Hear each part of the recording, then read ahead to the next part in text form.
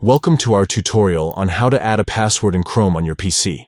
With this feature, you can easily store and manage your passwords for quick access. Let's get started. Step 1. Open Chrome.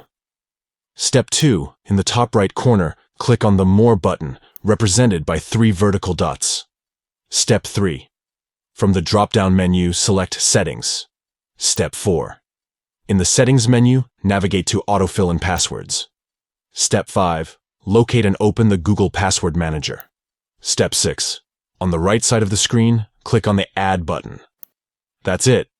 By adding passwords in Chrome, you can conveniently save and access your login credentials for various websites. This feature ensures that your accounts remain protected and easily accessible whenever you need them. Safeguard your online presence and streamline your login process. Follow these steps to add a password in Chrome on your PC. Enjoy the benefits of secure and efficient password management. Happy browsing.